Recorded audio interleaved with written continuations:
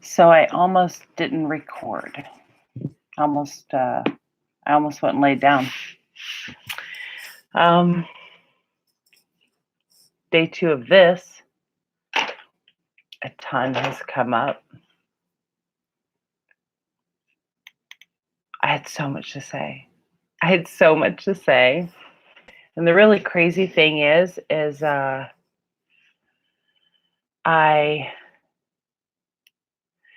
was laying down and these thoughts come to me and I was like, I'm going to get up. I don't know what I'm going to do. And by the time I walked down the hall, I said, I was happy. These thoughts were so good, so deep. And I was like, I'm going to go record. I had a conversation with my husband. That's it. About we're juicing. And I was laying in bed and I was flipping through Twitter. And yes, someday I'm going to learn about the notifications. Not editing this so you get to see that happen. It was my husband texting me for the bedroom.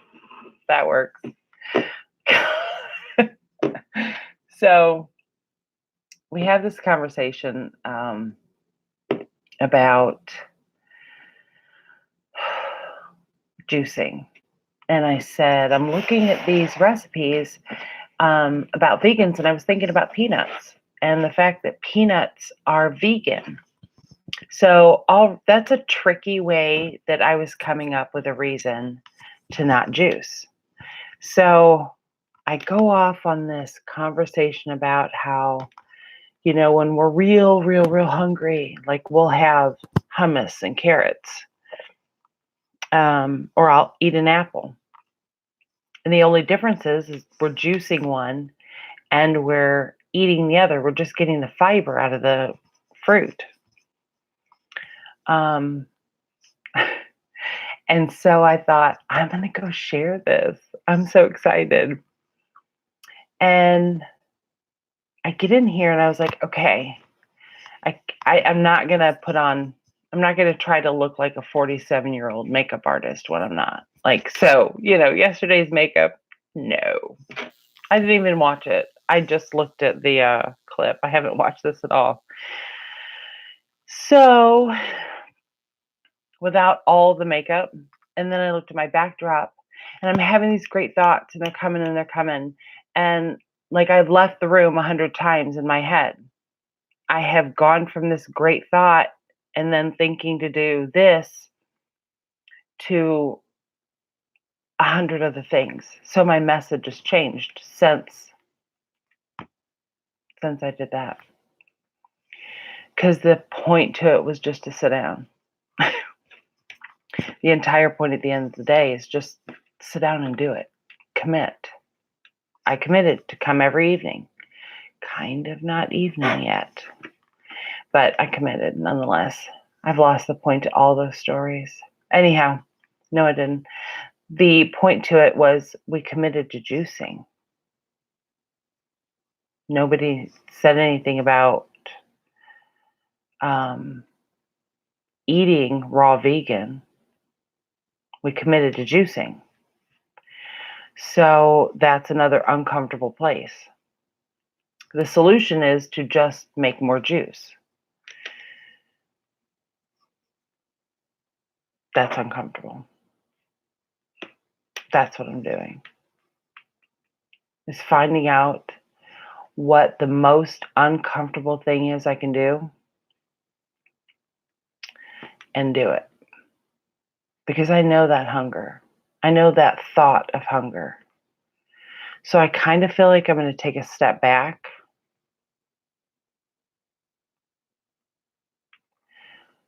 But I don't have to. And I also don't want to confuse seeking the next best feeling thought with making a commitment. Because you can tell yourself that you're going to follow the next best feeling thought. When you get uncomfortable, just go for the next best feeling thought. I've said it 100,000 times. I've heard it 100,000 times. When you go for the next best feeling thought, you have an excuse not to witness what's trying to emerge. That's the difference. Doing something every day is practice, it's repetition. It becomes habitual, and eventually it becomes part of your personality. You start to stink as a teenager. So you begin to not really want to take more showers. You resisted. I don't care what the reason was in your head, there was resistance. The more showers you took, the less resistance you felt until it just became habitual. When you stink, you shower. Don't wait 3 days, 4 days, a week. Be conscious, be aware. When you stink, you shower. It's habitual, though. We don't think about that. There's people who still resist it. I mean, people who make excuses about it that I want to be one with nature. I don't use soap. You can use anything you want. Commit to that. Actually, no judgment. Commit to that. Commit to that. That's okay, but you're committing to something. It's easy to commit to the shower. Sorry. It's easy to commit to the shower because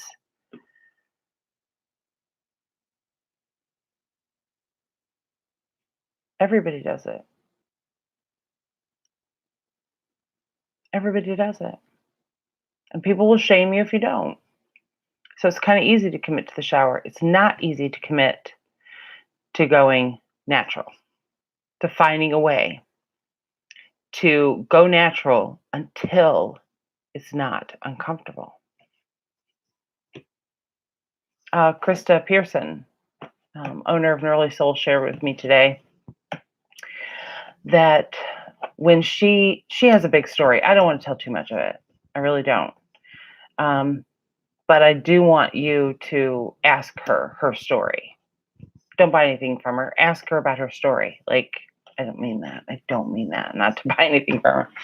I'm saying it's not a plug. I want you to genuinely go ask her story, because she was on a gamut of medications for anxiety, depression, you name it. And she decided to go cold turkey, and she didn't look back. And who she is today, I'm using my tweezers as a pointer because that's wonderful.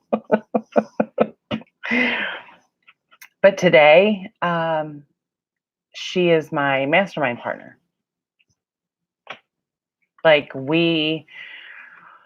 She is my person that I talk to every single day, that keeps me growing, that challenges me, that holds space for me like a motherfucker.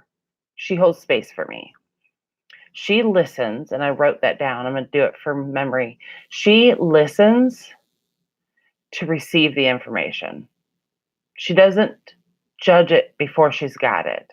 She allows me space to keep talking and sitting there taking in the information, only to gather what it is that she feels called to say back. Not saying something because the silence is uncomfortable, but feels called to respond.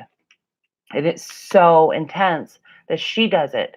And then mine is to take in what she's saying. I need to hold space back. And I listen to her answer because I've asked for it. Not in seeking advice. That's where advice and opinions have become this misinterpreted thing. When people ask a question, they're not looking for your ego's advice. They're looking for what your soul is trying to tell them. There's a big difference. And if that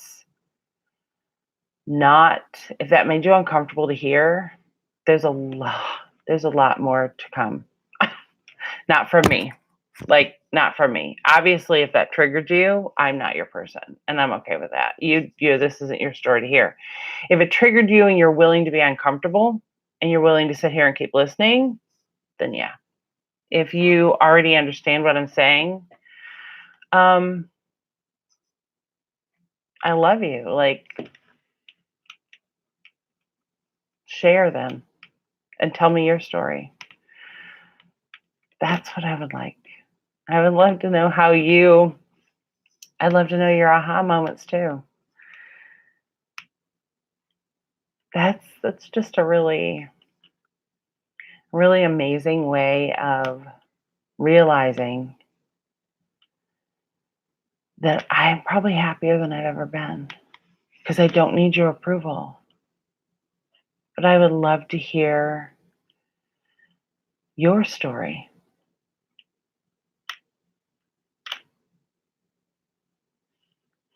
I would love to. I would love to continue talking like this. I would love to continue talking about this. So, okay.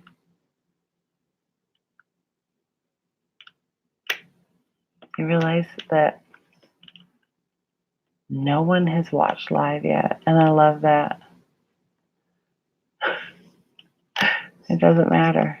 It doesn't matter if this is never seen, because the growth that I get from it is a whole entire reason to do it. And that's the entire reason that I'm doing all of this.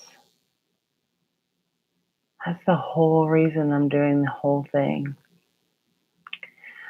Is I am committing to doing something better than I did the day before. Way better. Way better. Everything's way better than yesterday. Committing to do it a little bit better every single day. Because I can't wait to see who I'm going to be when this is over.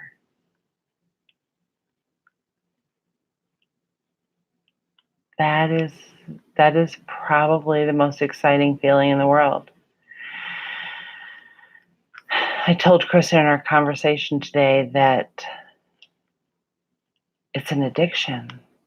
And when you've really done it, I think children know this. When you've really, really, really done it, you'll do it despite everyone else, for everyone else. So what you do is going to benefit everybody. Everybody that needs it. Everybody that's ready for it. I have another friend in the Jackson, Mississippi area who's got a son who is a ridiculous baseball player. Phenomenal baseball player. Shares his stories with me like every month. He'll call and give me the updates on his all-star. And we'll be talking about other stuff occasionally, and he's always practicing with him. And his dad is paying attention to me, which I'm not blasting at all. But his son is so intent on practicing, he's practicing with him despite him. He'll practice hitting the ball in front of his dad, and his dad is on the phone telling me how amazing he is at hitting this ball. Like, his son is so intent on playing baseball that he does it despite everyone. And yet he's inspiring everyone. So he's doing this to the detriment of others, for the benefit of others. That's it. And Krista did that with her story. And I told her, when you've done something, I've done this for 9 days, y'all. 9 days. That's it, 9 days. And I've already realized that all I have to do is commit to getting better each day. And I've done that for 2 days. Just did my first video yesterday. Been to the gym 3 days in a row. But I've been juicing I've been working on getting better at juicing every single day. I've been working on getting better at it every single day. So the juicing was what I committed to. I committed to 30 days of juicing. So I'm going to stick to 30 days of juicing. If I'm hungry, I have an entire refrigerator and island full of fruits and vegetables I can juice at any time. Nothing stops me. The machine takes 5 minutes to clean.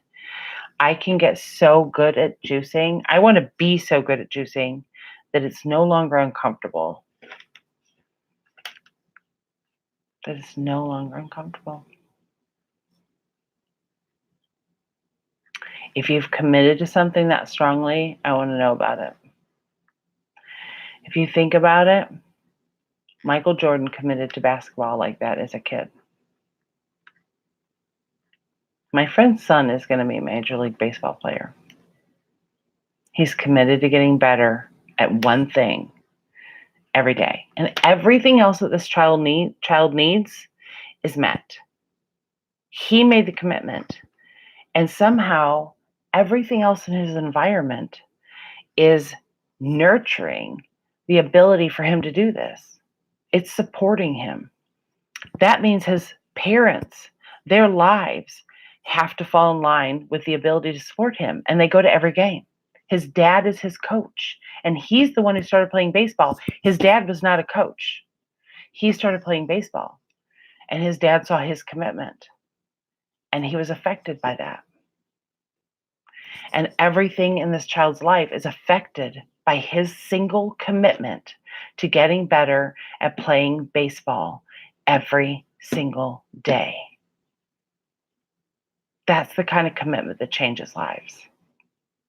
That's the kind of commitment that when you're aware and you watch, this happens. This happens right here. I want to hear those stories. If you know somebody who's committed to something, Mother Teresa committed to taking care of those that could not care for themselves. She didn't care about your fight for cancer, and people thought that she should care about that. No, she never fought against something, but she was committed 100% to taking care of those that needed her. That's pretty intense. But she committed to being better at that every day, and everything she needed to be able to be exactly who she is or who she was provided. Everything that she needed. She didn't need money to be able to take care of somebody. Realize that. Everything she needed was provided. This child is a child. So his home, his environment, those are things that he needs. A father and a mother, it's provided because he chose to stay committed. This is not anything anybody else can't do. And again, if that doesn't resonate with you, it's okay. If it makes you uncomfortable, okay. But be willing to sit with that feeling and ask why it's uncomfortable. What is the story that you're telling yourself that child couldn't possibly have created his parents' jobs? Nobody said his child created his parents' jobs. Nobody said that. But he committed to playing baseball. And God made sure that his environment was, that it was, you know what I'm trying to say? I'm over explaining. I do this.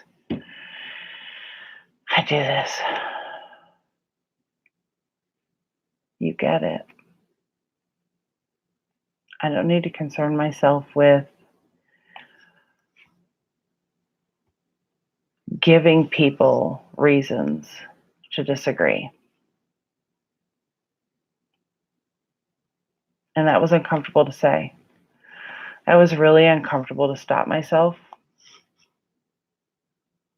I got into my head that I was changing your life, and it's not about you. It's about me.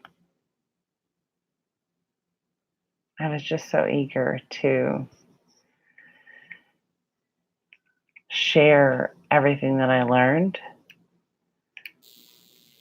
that I started making this about something other than this commitment, this journey. Okay, that's how I'm going to do this from now on. When I have an example like that, I'm going to ask you to go and ask the person their story. I'll commit to that. I'll make that deal with you. I won't ever over explain.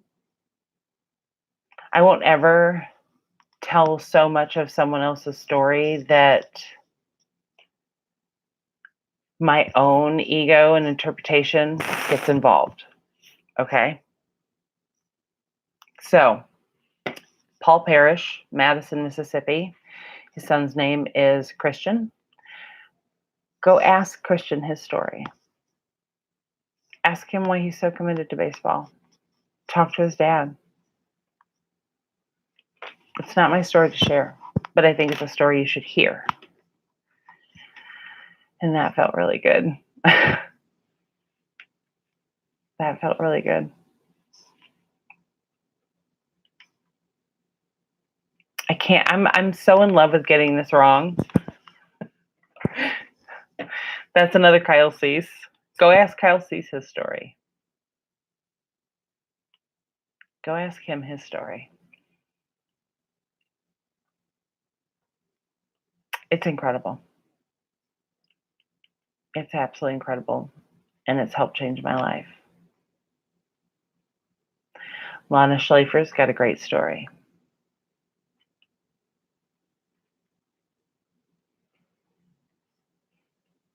I realized that the people in The Secret got so good at what they were doing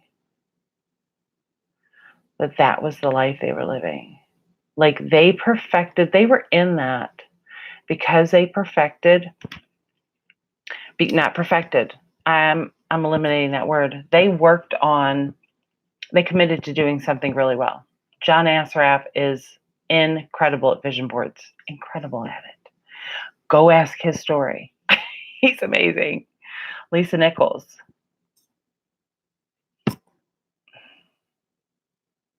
So beautiful. Ask her story.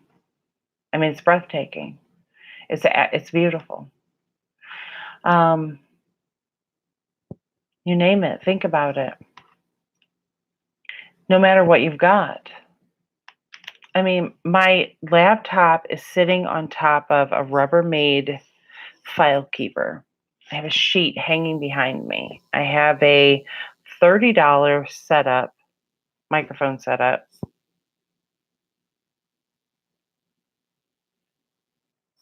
And brand new hair. Those of you that know me know what I mean. Brand new hair. Or if you watch the first video, you know what I mean. So I made a commitment.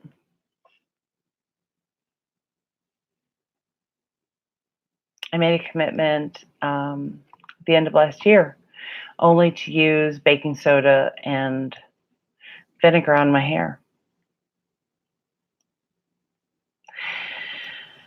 In 2001, I made a commitment to my dad.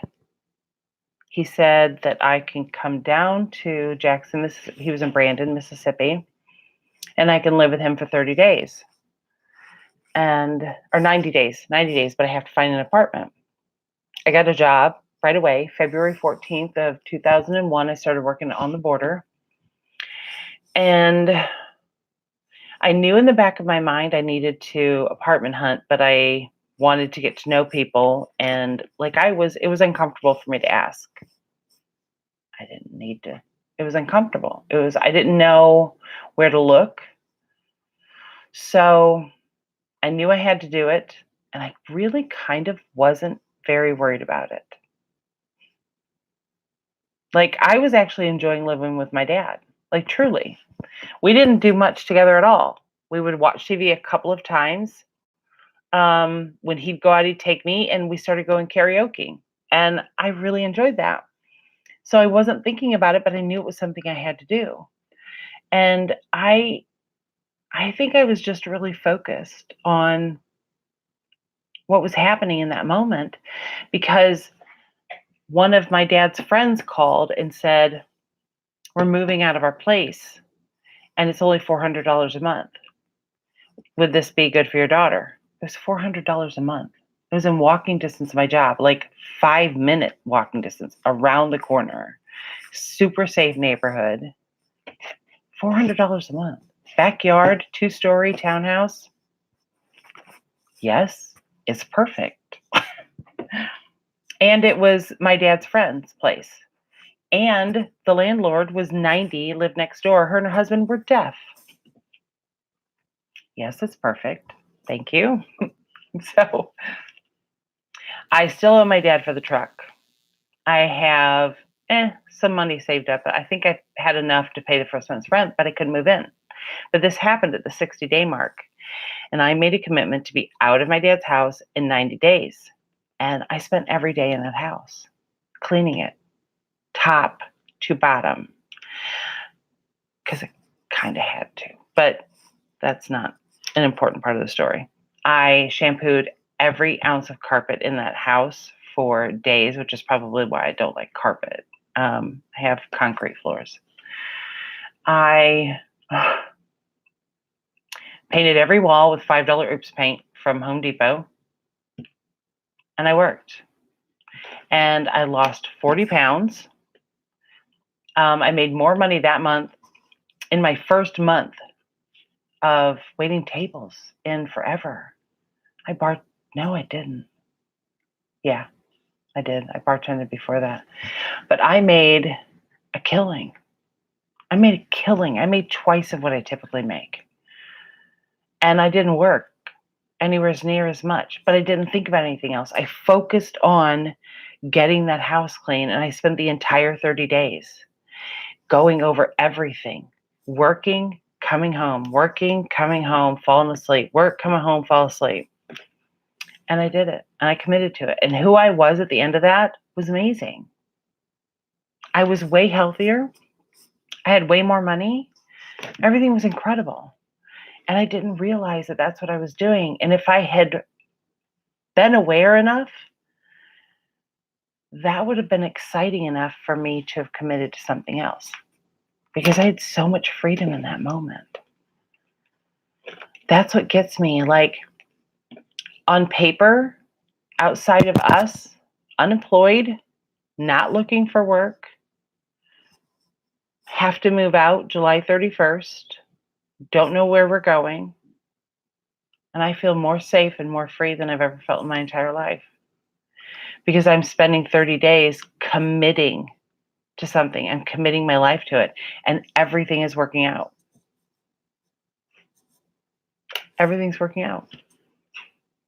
Of course it is. So that's it. It's almost 30 minutes. If you've listened all the way through, hit subscribe. Talk to me, share your story with me. I would really love to hear your story too. Okay? You don't have to video it. Maybe you do. Maybe you need to comment in a video. Commit to it.